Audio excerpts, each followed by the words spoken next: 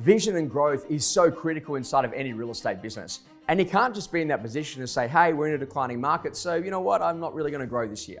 The great challenge for real estate agents is this. You ultimately had a built-in pay increase over the course of the last 2 years. Now, depending on what market you're in around the world, we either saw a 10, 20, 30, 40, even up to 80% increase in sale prices in some marketplaces. The interesting conversation is that ultimately, if you had a 20% increase, you actually had a 20% increase in the pay that you received as a real estate agent for actually selling homes. Now, what we know is that as markets come off by 5, 10, or 15%, whatever goes up the most comes back the most, we ultimately know that now you've got a built-in pay decrease. So what are you going to do over the course of the next 12 months? Like, are you actually in a position that you're going to be okay with earning less income, or are you going to ultimately change the game? Because if you don't change the game, you will earn less. Now is ultimately the rush to make sure that you get seriously good and very strategic around the things that you actually do as a real estate agent. How do you increase your average sale price? How do you move out of units, sell a couple of houses? How do you sell a couple of bigger houses every year? After that, how do we increase your average fee? If you can just get that little bit extra in relation to the fee, it makes a big difference on the overall result when you have a look at the total number of transactions that you do per annum.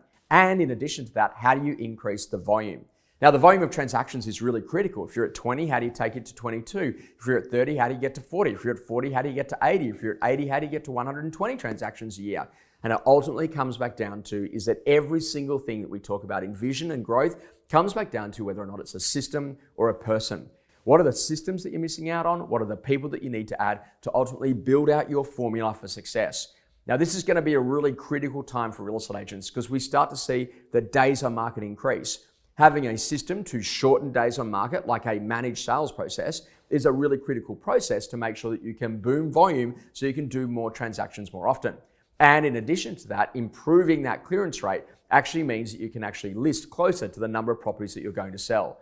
In the previous market you've been in, if you listed 4, you would have sold 4. Now you're in a position you might need to list 7 in order to be able to go and sell 4. But if you can improve that clearance rate, then ultimately you can actually start to grow your business. This is the time to actually claw back your market share. This is actually the time to be able to make sure that you can chase those expired listings. And this is the time more than ever before to get back on the radar of your goals.